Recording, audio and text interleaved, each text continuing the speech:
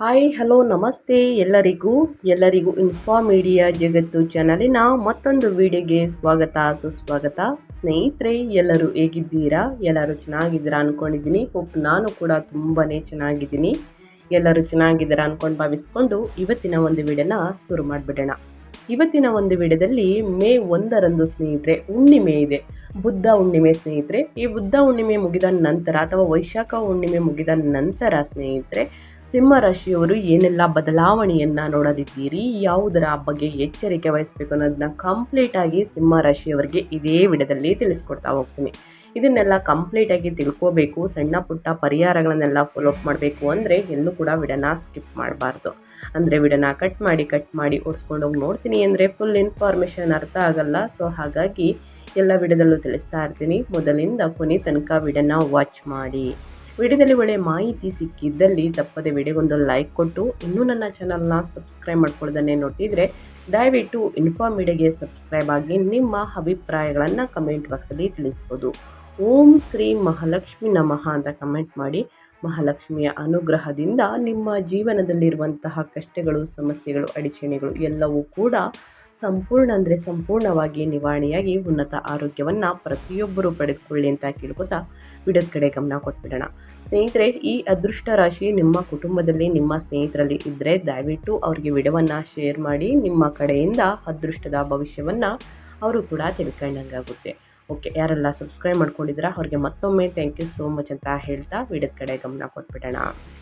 ಈ ತಿಂಗಳು ಸಿಂಹರಾಶಿಯವರಿಗೆ ಮಾಸಿಕ ಭವಿಷ್ಯ ಮೇ 1ರಿಂದ ಅಂದರೆ ಹುಣ್ಣಿಮೆ ಮುಗಿದ ನಂತರ ಏನೆಲ್ಲ ಬದಲಾವಣೆಯನ್ನು ಗ್ರಹಗಳು ಸೂಚಿಸಲಿದೆ ಅಂದರೆ, ಸಿಂಹ ರಾಶಿ ಮೇ 2026 ರಾಶಿ ಭವಿಷ್ಯವನ್ನು ಹೇಳೋದಾದರೆ ಮೊದಲನೇದಾಗಿ ಅಷ್ಟಮ ದೋಷದಿಂದ ಪರಿಹಾರವನ್ನು ತಿಳಿಸ್ಕೊಡ್ತೀನಿ.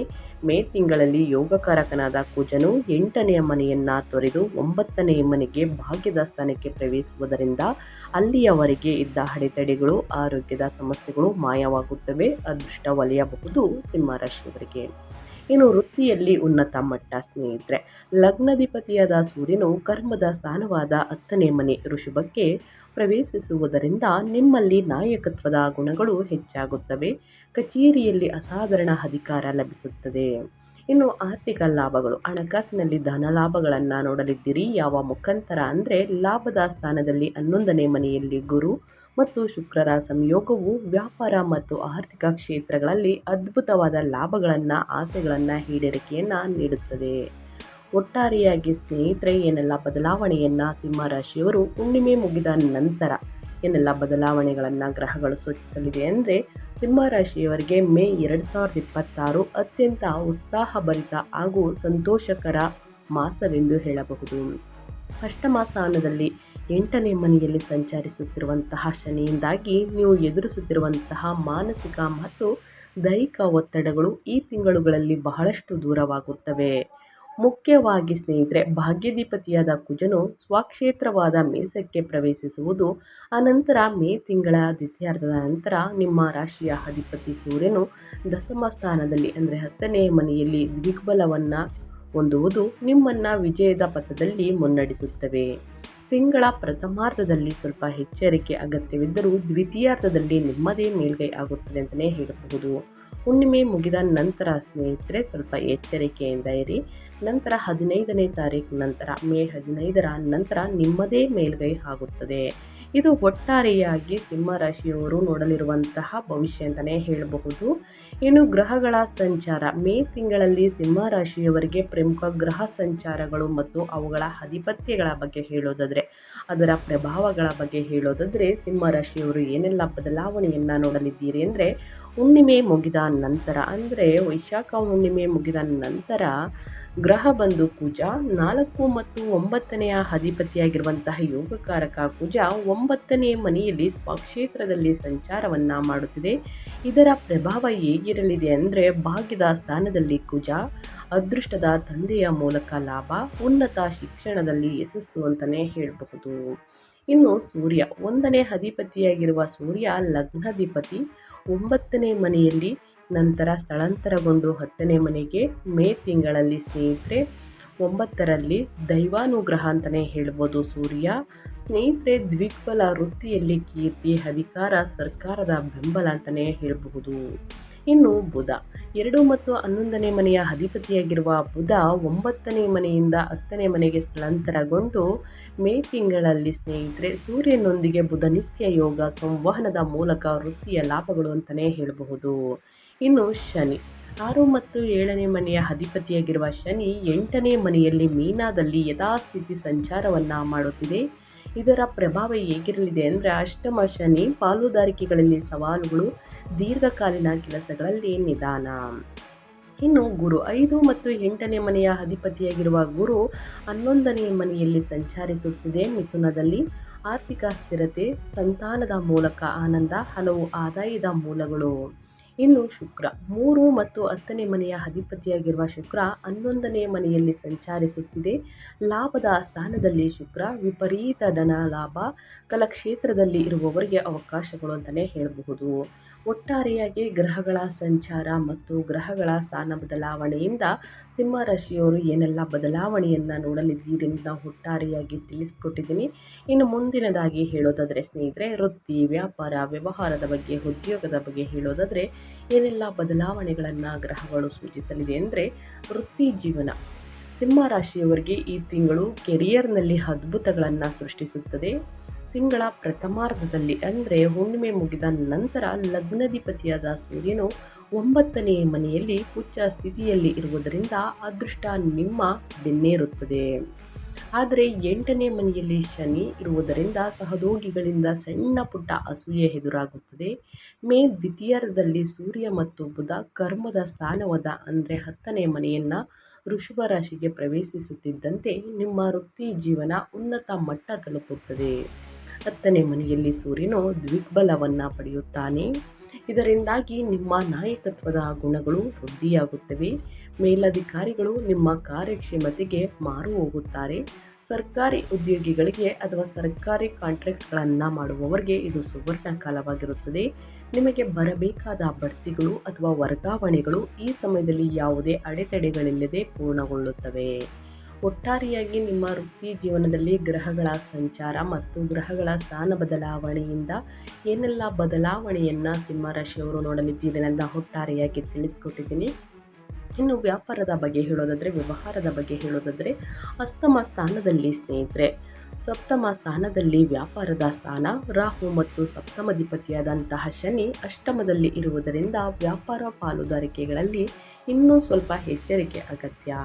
ಹೊಸ ಪಾಲುದಾರರನ್ನು ನಂಬಬೇಡಿ, ಆದರೆ ವ್ಯಾಪಾರ ಲಾಭಗಳ ದೃಷ್ಟಿಯಿಂದ ನೋಡಿದರೆ ನಿಮಗೆ ಎದುರುದಿಲ್ಲ ಅಂತಲೇ ಹೇಳಬಹುದು. ಮೇ ದ್ವಿತೀಯಾರ್ಧದಲ್ಲಿ ಕರ್ಮಾಧಿಪತಿಯಾದಂತಹ 10ನೇ ಮನೆಯಲ್ಲಿಯ ಶುಕ್ರನ ಸ್ಥಾನ ಬದಲಾವಣೆ ಸ್ನೇಹಿತರೆ ಲಾಭದ ಸ್ಥಾನಕ್ಕೆ ಬದಲಾವಣೆ ಅಂತಲೇ ಹೇಳ್ಬೋದು. 11ನೇ ಮನೆಗೆ ಮಿಥುನಕ್ಕೆ ಪ್ರವೇಶಿಸಿ ವ್ಯಾಪಾರ ಕಾರಕನಾದ ಗುರುವಿನೊಂದಿಗೆ ಸೇರುತ್ತಾರೆ. ಈ ಸಂಯೋಗವು ನಿಮ್ಮ ಗ್ರಾಹಕರ ಸಂಖ್ಯೆಯನ್ನು ವಿಪರೀತವಾಗಿ ಹೆಚ್ಚಿಸುತ್ತದೆ. ಹೊಸ ಹೂಡಿಕೆಗಳನ್ನು ಮಾಡಲು ವ್ಯಾಪಾರ ವಿಸ್ತರಣೆಗೆ ತಿಂಗಳ ದ್ವಿತೀಯಾರ್ಧವು ಅತ್ಯುತ್ತಮವಾಗಿರಲಿದೆ ಅಂತಲೇ ಹೇಳಬಹುದು. ಹುಣ್ಣಿಮೆ ಮುಗಿದ ನಂತರ ಸಾಕಷ್ಟು ಬದಲಾವಣೆಯನ್ನು ಪ್ರತಿಯೊಬ್ಬರು ನೋಡಲಿದ್ದೀರಿ, ಪ್ರತಿಯೊಬ್ಬ ರಾಶಿಯವರು ನೋಡಲಿದ್ದೀರಿ. ಅದರಲ್ಲಿ ಸಿಂಹ ರಾಶಿಯವರು ಒಬ್ಬರು ಅಂತಲೇ ಹೇಳಬಹುದು. ಇನ್ನು ನಿಮ್ಮ ಹಣಕಾಸಿನ ಬಗ್ಗೆ ಹೇಳೋದಾದರೆ ನಿಮ್ಮ ಆರ್ಥಿಕ ಸ್ಥಿತಿ ಹೇಗಿರಲಿದೆ, ಲಾಭ ಇದೆಯಾ, ನಷ್ಟ ಇದೆಯಾ, ಯಾವುದರ ಬಗ್ಗೆ ಎಚ್ಚರಿಕೆ ವಹಿಸಬೇಕು ಅನ್ನೋದನ್ನು ನೋಡೋದಾದರೆ ಆರ್ಥಿಕ ಸ್ಥಿರತೆ ಈ ತಿಂಗಳು ಮರು ಹೆಸರು. ಲಾಭದ ಸ್ಥಾನದಲ್ಲಿ 11ನೇ ಮನೆಯಲ್ಲಿ ಗುರು ಭಗವಾನ್ ಇರುವುದರಿಂದ ಹಣದ ಹರಿವು ಸುಗಮವಾಗಿ ಸಾಗುತ್ತದೆ.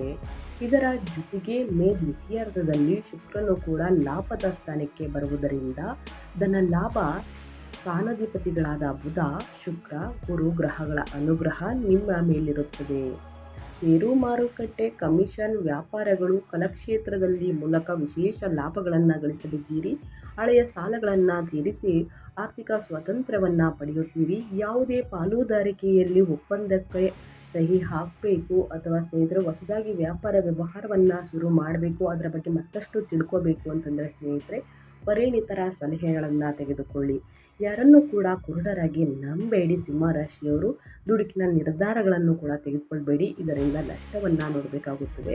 ಸೊ ಹಾಗಾಗಿ ಬಹಳಷ್ಟು ಎಚ್ಚರಿಕೆಯಿಂದ ಯೋಚಿಸಿ 1 ಅಥವಾ 2-3 ಬಾರಿ ಪರಿಶೀಲಿಸಿ ಉತ್ತರವನ್ನು ತೆಗೆದುಕೊಳ್ಳಿ ಸ್ನೇಹಿತರೆ, ಅಥವಾ ನಿಮ್ಮ ಹಿರಿಯರನ್ನು ಕೇಳಿ ಸಲಹೆಗಳನ್ನು ತೆಗೆದುಕೊಳ್ಳಬಹುದು. ಇದರಿಂದ ಮುಂದಿನ ದಿನಗಳಲ್ಲಿ ಲಾಭವನ್ನು ನೋಡಲಿದ್ದೀರಿ. ಹೂಡಿಕೆಯನ್ನು ಮಾಡಬೇಕು ಅಂದರೂ ಖಂಡಿತವಾಗಿ ಹೂಡಿಕೆಯನ್ನು ಮಾಡಬಹುದು ಸ್ನೇಹಿತರೆ. ಆರ್ಥಿಕ ಸ್ಥಿತಿ ಉತ್ತಮವಾಗಿರಲಿದೆ ಅಂತಲೇ ಹೇಳ್ಬೋದು ಸಿಂಹರಾಶಿಯವರಿಗೆ. ಇನ್ನು ಮೇಯ್ನಾಗಿ ನಿಮ್ಮ ಹೆಲ್ತ್ ಬಗ್ಗೆ ಹೇಳೋದಾದರೆ, ನಿಮ್ಮ ಆರೋಗ್ಯ ಮತ್ತು ಯೋಗಕ್ಷೇಮದ ಬಗ್ಗೆ ಹೇಳೋದಾದರೆ, ಸಿಂಹರಾಶಿಯವರು ಏನೆಲ್ಲ ಬದಲಾವಣೆಯನ್ನು ನೋಡಲಿದ್ದೀರಿ, ಯಾವುದರ ಬಗ್ಗೆ ಎಚ್ಚರಿಕೆ ವಹಿಸಬೇಕು ಅಂದರೆ, ತಿಂಗಳ ಮೊದಲ 10 ದಿನಗಳು ಅಂದರೆ ಹುಣ್ಣಿಮೆ ಮುಗಿದ ನಂತರ ಸ್ನೇಹಿತರೆ ಆರೋಗ್ಯದ ವಿಚಾರದಲ್ಲಿ ಬಹಳ ಎಚ್ಚರಿಕೆ ಅಗತ್ಯ. ಸಿಂಹರಾಶಿಯವರಿಗೆ 8ನೇ ಮನೆಯಲ್ಲಿ ಕುಜ ಶನಿಗಳ ಸಂಯೋಗದಿಂದಾಗಿ ವಾಹನ ಚಲಾಯಿಸುವಾಗ ಅಪಘಾತಗಳು ಅಂದರೆ ಸಣ್ಣ ಗಾಯಗಳನ್ನು ಸೂಚಿಸುತ್ತಿದೆ ಗ್ರಹಗಳು, ಅಥವಾ ಸ್ನಾಯು ನೋವುಗಳು ಸ್ನೇಹಿತರೆ ಬರುವಂತಹ ಅಪಾಯವಿದೆ. ಇನ್ನು ದ್ವಿತೀಯಾರ್ಧದಲ್ಲಿ ಅಂದರೆ 12ನೇ ತಾರೀಕು ನಂತರ ಕುಜನು ಅಷ್ಟಮ ಸ್ಥಾನವನ್ನು ತೊರೆದು 9ನೇ ಮನೆಗೆ ಹೋಗುವುದರಿಂದ ನಿಮ್ಮ ಮೇಲಿದ್ದ ಆ ದೃಶ್ಯ ಭಾರ ದೂರವಾಗುತ್ತದೆ. ದೈಹಿಕವಾಗಿ ದೃಢತೆ, ಪ್ರಾಣಶಕ್ತಿ ಹೆಚ್ಚಾಗುತ್ತದೆ ಅಂತಲೇ ಹೇಳಬಹುದು.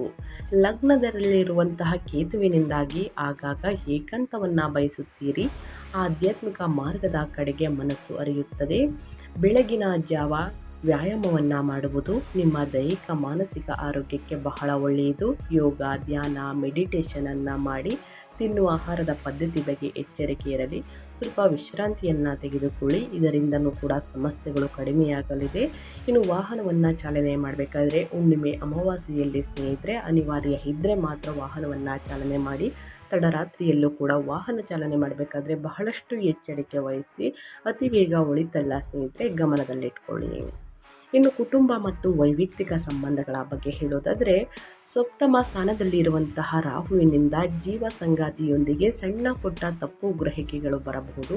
ಆದ್ದರಿಂದ ವಾದ ವಿವಾದಗಳಿಂದ ದೂರವಿರುವುದು ಒಳ್ಳೆಯದು. ಆದರೆ ಮೇ ತಿಂಗಳಲ್ಲಿ ಕುಜನು 9ನೇ ಮನೆಯಲ್ಲಿ ಅಂದರೆ ಭಾಗ್ಯದ ಸ್ಥಾನ, ಪಿತೃಸ್ಥಾನ ಅಂತಲೇ ಹೇಳ್ಬೋದು. ಇದು ಸ್ವಕ್ಷೇತ್ರದಲ್ಲಿ ಇರುವುದರಿಂದ ತಂದೆಯ ಆರೋಗ್ಯ ಸುಧಾರಿಸುತ್ತದೆ. ಅವರೊಂದಿಗಿನ ನಿಮ್ಮ ಬಾಂಧವ್ಯ ಉತ್ತಮಗೊಳ್ಳುತ್ತದೆ. ತಂದೆಯ ಮೂಲಕ ಅಥವಾ ಪಿತ್ರಾರ್ಜಿತ ಆಸ್ತಿಯ ಮೂಲಕ ಲಾಭ ಸಿಗುತ್ತದೆ. ಲಾಭದ ಸ್ಥಾನದಲ್ಲಿರುವ ಗುರುವಿನ ದೃಷ್ಟಿ 5ನೇ ಮನೆಯ ಮೇಲೆ ಸಂತಾನ ಸ್ಥಾನ ಅಂತಲೇ ಹೇಳಬಹುದು ಬೀಳುವುದರಿಂದ ನಿಮ್ಮ ಮಕ್ಕಳ ನಡವಳಿಕೆ, ಅವರ ಬೆಳವಣಿಗೆ ನಿಮಗೆ ಹೆಮ್ಮೆ ಎನಿಸುತ್ತದೆ. ಕುಟುಂಬದಲ್ಲಿ ಶುಭ ಕಾರ್ಯಗಳು ಪ್ರಸ್ತಾಪ ಬರುತ್ತದೆ. ಯಾರಿಗೆ ಮದುವೆಯಾಗಿಲ್ಲ ಅವಿವಾಹಿತರಿಗೆ ಮದುವೆ ಪ್ರಸ್ತಾಪಗಳ ಜೊತೆಗೆ ಹೊಸದಾಗಿ ಮದುವೆಯಾಗಿರುವವರು ಸ್ನೇಹಿತರೆ, ತುಂಬ ವರ್ಷದಿಂದ ಮಕ್ಕಳಿಗೋಸ್ಕರ ಕಾಯ್ತಾ ಇರೋರು ಸಂತಾನ ಭಾಗ್ಯದ ವಾರ್ತೆಯನ್ನು ಕೇಳಲಿದ್ದೀರಿ. ಸೊ ಹಾಗಾಗಿ ಮನೆಯಲ್ಲಿ ಶುಭ ಕಾರ್ಯಗಳು ಮತ್ತೆ ಪ್ರಾರಂಭಗೊಳ್ಳಲಿದೆ ಅಂತಲೇ ಹೇಳಬಹುದು. ಇನ್ನು ಶಿಕ್ಷಣ ಮತ್ತು ವಿದ್ಯಾರ್ಥಿಗಳ ಬಗ್ಗೆ ಹೇಳೋದಾದರೆ, ಅವರ ವಿದ್ಯಾಭ್ಯಾಸದಲ್ಲಿ ಏನೆಲ್ಲ ಬದಲಾವಣೆಯನ್ನು ಸಿಂಹರಾಶಿಯವರು ನೋಡಲಿದ್ದೀರಿ ಅಂದರೆ, ತಿಂಗಳ ಆರಂಭದಿಂದ ಸ್ನೇಹಿತರೆ 1ನೇ ತಾರೀಕು ಮುಗಿದ ನಂತರ 9ನೇ ಮನೆಯಲ್ಲಿ ಸೂರ್ಯ, ಮೇ 11ರ ನಂತರ ಕುಜ ಇರುವುದರಿಂದ ಉನ್ನತ ಶಿಕ್ಷಣ, ವಿದೇಶಿ ಶಿಕ್ಷಣಕ್ಕಾಗಿ ಪ್ರಯತ್ನಿಸುತ್ತಿರುವ ವಿದ್ಯಾರ್ಥಿಗಳಿಗೆ ಇದು ಅದ್ಭುತ ಸಮಯ. ಅಡ್ಮಿಷನ್ಗಳು ಸುಲಭವಾಗಿ ದೊರೆಯುತ್ತವೆ. ಗುರುವಿನ ಕೃಪೆಯಿಂದ ಏಕಾಗ್ರತೆ ಹೆಚ್ಚಾಗುತ್ತದೆ. ಸ್ಪರ್ಧಾತ್ಮಕ ಪರೀಕ್ಷೆಗಳಿಗೆ ಸಿದ್ಧರಾಗುತ್ತಿರುವವರು ಸರಿಯಾದ ತಂತ್ರದಿಂದ ಓದಿದರೆ ಸ್ನೇಹಿತರೆ ಮೇ ದ್ವಿತೀಯಾರ್ಧದಲ್ಲಿ ಅಸಾಧಾರಣ ಯಶಸ್ಸನ್ನು ಸಾಧಿಸುತ್ತಾರೆ. ಒಟ್ಟಾರೆಯಾಗಿ ಕಷ್ಟಪಟ್ಟು ಅಧ್ಯಯನದ ಕಡೆ ಗಮನ ಕೊಡಿ, ಉನ್ನತ ಫಲಿತಾಂಶ ನಿಮ್ಮದಾಗಲಿದೆ ಸಿಂಹರಾಶಿಯವರಿಗೆ ಅಂತ ಹೇಳ್ತಾ, ಈ ತಿಂಗಳಲ್ಲಿ ಅನುಸರಿಸಬೇಕಾದ ಜ್ಯೋತಿಷ್ಯದ ಪರಿಹಾರಗಳನ್ನು ತಿಳಿಸ್ಕೊಡ್ತೀನಿ. ಹುಣ್ಣಿಮೆ ದಿನ ಕೂಡ ಮಾಡ್ಬೋದು, ಆ ನಂತರನೂ ಕೂಡ ಮಾಡಬಹುದು. ಮೇ 2026ರಲ್ಲಿ ಜ್ಯೋತಿಷ್ಯದ ಪರಿಹಾರಗಳು ಬಂದು, ಅಷ್ಟಮ ಶನಿ, ಸಪ್ತಮ ರಾಹುಗಳ ದೋಷದ ಪ್ರಭಾವವನ್ನು ಕಡಿಮೆ ಮಾಡಿಕೊಂಡು ದಶಮ ಸೂರ್ಯನ ಅಂದರೆ ಸ್ನೇಹಿತರೆ ಸೂರ್ಯನ ಸಂಪೂರ್ಣ ಬಲವನ್ನು ಪಡೆಯಲು ಈ ಪರಿಹಾರಗಳನ್ನು ಸಿಂಹರಾಶಿಯವರು ಅನುಸರಿಸಬೇಕಾಗುತ್ತದೆ. ಮೊದಲನೇದಾಗಿ ಶಿವ ಪೂಜೆ ಅಂದರೆ ಶಿವ ಆರಾಧನೆ, ಅಷ್ಟಮ ಶನಿ ಮತ್ತು ಲಗ್ನ ಕೇತು ನೀಡುವಂತಹ ಮಾನಸಿಕ ಆತಂಕಗಳು, ಸಣ್ಣ ಪುಟ್ಟ ಗಾಯಗಳನ್ನು ನಿವಾರಿಸಲು ಪ್ರತಿ ಶನಿವಾರ ಶಿವಾಲಯದಲ್ಲಿ ಎಳ್ಳೆಣ್ಣೆಯಿಂದ ದೀಪವನ್ನು ಹಚ್ಚಿ ಮತ್ತು ಶಿವಪಂಚಾಕ್ಷರಿ ಮಂತ್ರವನ್ನು ಜಪಿಸಿ ಶಿವನಿಗೆ ಹಾಲಿನ ಅಭಿಷೇಕ ಅಥವಾ ಜಲಾಭಿಷೇಕವನ್ನು ಮಾಡಿಸಿ ಖಂಡಿತವಾಗಿಯೂ ನಿಮ್ಮ ಸಮಸ್ಯೆಗಳು ಕ್ರಮೇಣವಾಗಿ ಕಡಿಮೆಯಾಗಲಿದೆ. ಇನ್ನು ಸೂರ್ಯ ನಮಸ್ಕಾರಗಳು. ಮೇ ತಿಂಗಳಲ್ಲಿ ಸೂರ್ಯನು ಅತ್ಯಂತ ಶಕ್ತಿಶಾಲಿಯಾದಂತಹ ದಶಮ ಸ್ಥಾನಕ್ಕೆ ಬರುತ್ತಾನೆ ಮೇ 15ರಿಂದ. ಆದ್ದರಿಂದ ಸೂರ್ಯೋದಯದ ಸಮಯದಲ್ಲಿ ಆದಿತ್ಯ ಹೃದಯವನ್ನು ಪಠಿಸುತ್ತಾ, ಹೃದಯ ಸ್ತೋತ್ರವನ್ನು ಪಠಿಸುತ್ತಾ ಸೂರ್ಯ ನಮಸ್ಕಾರವನ್ನು ಮಾಡುವುದು ನಿಮ್ಮ ವೃತ್ತಿ ಜೀವನವನ್ನು ಅತ್ಯುನ್ನತ ಮಟ್ಟಕ್ಕೆ ಕೊಂಡೊಯ್ಯುತ್ತದೆ ಅಂತಲೇ ಹೇಳಬಹುದು. ಸೊ ಹಾಗಾಗಿ ಪ್ರತಿದಿನ ಈ ಒಂದು ಪರಿಹಾರವನ್ನು ಮಾಡುವುದು ಉತ್ತಮ. ಇನ್ನು ಬಡವರಿಗೆ, ನಿರ್ಗತಿಕರಿಗೆ ಅಥವಾ ಪಕ್ಷಿ ಪ್ರಾಣಿ ಸೇವೆಯನ್ನು ಮಾಡುವುದು, ವೈವಾಹಿಕ ಜೀವನದಲ್ಲಿ ರಾಹುವಿನಿಂದ ಬರುವ ಸಮಸ್ಯೆಗಳನ್ನು ತಡೆಯಲು ಪಕ್ಷಿಗಳಿಗೆ ಕಾಳುಗಳನ್ನು, ಇನ್ನು ಬೀದಿ ನಾಯಿಗಳಿಗೆ ಬಿಸ್ಕೆಟ್ಗಳನ್ನು ಹಾಕಿ ಸ್ನೇಹಿತರೆ.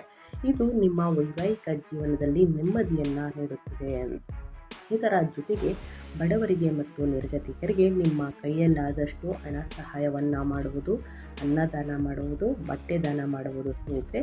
ಇದು ಸಾಕಷ್ಟು ಆರ್ಥಿಕ ಸಮಸ್ಯೆಗಳನ್ನೆಲ್ಲ ನಿವಾರಣೆ ಮಾಡಿ ಸುಖ ಸಂಪತ್ತು ನೆಮ್ಮದಿ ಹೆಚ್ಚಳವಾಗಲಿದೆ. ಆದಷ್ಟು ನನ್ನ ಚಾನಲ್ನಲ್ಲಿ ತಿಳಿಸುವಂತಹ ಈ ಸಣ್ಣ ಪುಟ್ಟ ಪರಿಹಾರದಿಂದಲೇ ದೊಡ್ಡ ಸಮಸ್ಯೆಗಳು ನಿವಾರಣೆಯಾಗಲಿದೆ. ಸೊ ಹಾಗಾಗಿ ಪರಿಹಾರಗಳನ್ನು ಮಾಡಿ ಅಂತ ಹೇಳ್ತಾ ನಾನು ವಿಡಿಯೋನ ಎಂಡ್ ಮಾಡ್ತಾಯಿದ್ದೀನಿ. ಏನೇ ಡೌಟ್ಸ್ ಇದ್ದರೂ ಕೂಡ ಕಮೆಂಟ್ ಮಾಡಿ, ಖಂಡಿತವಾಗಿಯೂ ಪ್ರತಿಯೊಬ್ಬರಿಗೂ ಆನ್ಸರ್ ಮಾಡ್ತೀನಿ ಅಂತ ಹೇಳ್ತಾ, ನಿಮಗೂ ಮತ್ತು ನಿಮ್ಮ ಕುಟುಂಬಕ್ಕೆ ತುಂಬಾ ಒಳ್ಳೆಯದಾಗಲಿ. ಶಿವನ ಅನುಗ್ರಹ, ಶನಿದೇವರ ಕೃಪೆ ನಿಮ್ಮ ಮೇಲಿರಲಿ ಅಂತ ಹೇಳ್ತಾ, ಮತ್ತೊಂದು ವಿಡಿಯೋ ಜೊತೆ ಮತ್ತೊಂದು ಹೊಸ ಭವಿಷ್ಯದಲ್ಲಿ ಸಿಗ್ತೀನಿ. ಈ ವಿಡಿಯೋದಲ್ಲಿ ಒಳ್ಳೆಯ ಮಾಹಿತಿ ಸಿಕ್ಕಿದ್ದಲ್ಲಿ ಸಿಂಹರಾಶಿಯವರಿಗೆ ವಿಡಿಯೋ ಲೈಕ್ ಮಾಡಿ, ಕಮೆಂಟ್ ಮಾಡಿ, ಶೇರ್ ಮಾಡಿ ಅಂತ ಹೇಳ್ತಾ, ಮತ್ತೊಂದು ವಿಡಿಯೋ ಜೊತೆ ಮತ್ತೊಂದು ಹೊಸ ಭವಿಷ್ಯದಲ್ಲಿ ಸಿಗ್ತೀನಿ. Thank you for watching.